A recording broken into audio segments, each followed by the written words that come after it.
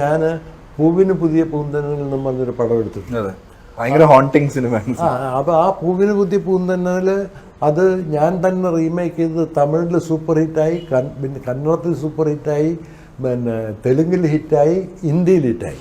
അപ്പോൾ അത്തരം ഒരു റോള് നിന്നെ തേടി വരികയാണെങ്കിൽ വിടരുത് എന്ന് ഞാൻ പറഞ്ഞിട്ടുണ്ട്. അത് അത്തരം റോളുകളെ ചെയ്യാവുള്ളൂ എന്നുള്ളത് പറഞ്ഞിട്ടുണ്ട്. അതിനുവേണ്ടി വെയിറ്റ് ചെയ്താലും സാരമില്ല എന്ന് പറഞ്ഞിട്ടുണ്ട്. അത്തരമൊരു റോള് എനിക്ക് കിട്ടിയാലും ഞാൻ ഒന്നില്ലെങ്കിൽ പ്രൊഡ്യൂസ് ചെയ്യുകയോ ഡയറക്റ്റ് ചെയ്യുകയോ ചെയ്യും. അപ്പോൾ ഫർഹാൻ അങ്ങനെയുള്ള റോളുകളിലെ പോകാറുള്ളൂ. അല്ലെങ്കിൽ വളരെ വളരെ ഇതിലേക്ക് പോകും. കിട്ടുന്ന റോളുകളൊക്കെ ചെയ്ത് കഴിഞ്ഞാൽ അവനൊരു കരിയർ ശരിയാവില്ല. വെയിറ്റ് ചെയ്യേണ്ടി വന്നു കഴിഞ്ഞാലും നല്ല പിന്നെ ഈ പറയപ്പെടുന്ന തരത്തിലുള്ള റോള് ചെയ്യാം, മറ്റുള്ളവർക്ക് ചെയ്യാൻ പറ്റാത്ത തരത്തിലുള്ള റോള് ചെയ്യാം എന്ന് പറഞ്ഞിട്ടുണ്ട്. ഫഹദുമായിട്ട് തന്നെ ഫഹദിന്റെ ഇതുവരെയുള്ള സിനിമകളിൽ സാറിന്റെ ഒരു ഏറ്റവും ഫേവറേറ്റ് പെർഫോമൻസ് ഒരു പടം പറയാൻ പറഞ്ഞു കഴിഞ്ഞാൽ ഏതായിരിക്കും പറയാൻ പറ്റുക? എനിക്ക് തോന്നുന്നത് ഫഹദിന്റെ പല പടങ്ങളും കണ്ടിട്ടുണ്ട്, നന്നായിട്ട് പെർഫോം ചെയ്യുന്നുണ്ടെന്നുള്ളത് എനിക്ക് മനസ്സിലായിട്ടുണ്ട്. അത് പറയാൻ പറ്റത്തില്ല എല്ലാത്തിനും. മഹേഷിൻ്റെ പ്രതികാരമാണോ ട്രാൻസ് ആണോ എന്നൊന്നും പറയാൻ പറ്റത്തില്ല. പക്ഷേ എൻ്റെ ഒരു എക്സ്പീരിയൻസ് വെച്ച് ഇപ്പം ഈ മലയൻ കുഞ്ഞിലെ പെർഫോമൻസ് കണ്ടു കഴിഞ്ഞാൽ ഒന്ന് അത്ഭുതപ്പെട്ടു പോകാനുള്ള എന്ന് പറഞ്ഞു പോകാനുള്ള ചാൻസ് ഉണ്ടെന്ന് എനിക്ക് തോന്നുന്നു.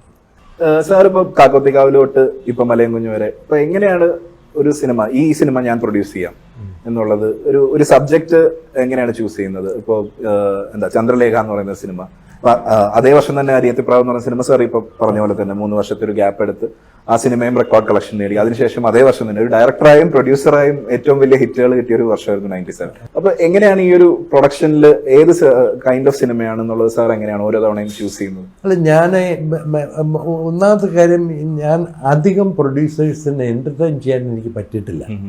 ഞാൻ തുടങ്ങി 80 തുടങ്ങി 85 ഞാൻ കൂടെ പാർട്ട്ണറായിട്ടുള്ള നോക്കത്താ ദൂരത്ത് കണ്ടെന്ന് ഇറങ്ങി. അപ്പോൾ അന്ന് മുതൽ ഈ പ്രൊഡക്ഷൻ സൈഡിൽ ഞാനുണ്ട്. ഇപ്പോൾ റാംജി റാവു സ്പീക്കിംഗ് എന്നും പറഞ്ഞ് ഞാനൊരു പടം പ്രൊഡ്യൂസ് ചെയ്യുമ്പം അതിലാകപ്പാടെ ഉള്ള നെയിം എന്ന് പറഞ്ഞാൽ ഫാസിൽ പ്രസൻസ് എന്നുള്ളതാണ്. ബാക്കി എല്ലാം പുതുമുഖങ്ങളായിരുന്നു, സ്ക്രിപ്റ്റ് റൈറ്ററും ഡയറക്ടറും ഉൾപ്പെടെ. അപ്പം അതൊക്കെ ഓടി. അപ്പം ആ ഒരു ശീലം എനിക്കുണ്ട്, പ്രൊഡ്യൂസ് ചെയ്യണം എന്നുള്ളൊരു ശീലം എനിക്കുണ്ട്. ആ ഒരു ശീലത്തിൻ്റെ ഭാഗമാണ് ഈ മലയൻ കുഞ്ഞ്. എൻ്റെ അടുത്ത് പിന്നെ ഒരു കണ്ണൂരിലുള്ളൊരു പയ്യൻ വന്നിട്ട് ഖിലാടി എന്ന് പറഞ്ഞൊരു കിണർ കുഴിക്കാറുണ്ട് സബ്ജക്റ്റ്. ആ സബ്ജക്റ്റ് കേട്ടോണ്ട് എനിക്ക് താല്പര്യം വന്നതുകൊണ്ടാണ് ഞാൻ സുന്ദര ഖിലാടി. അതുപോലെ ഓരോ പടങ്ങളും പ്രിയദർശനം വെച്ച് ഞാൻ പടം എടുത്തിട്ടുണ്ട്. പിന്നെ എൻ്റെ കഥ തന്നെ വെച്ച് ഞാൻ പ്രൊഡ്യൂസ് ചെയ്തിട്ടുണ്ട്, സത്യനന്ദിക്കാട്. പിന്നെ ക്രോണിക് ബാച്ചലറുടെ കഥ സിദ്ദീഖ് പറഞ്ഞു കഴിഞ്ഞാൽ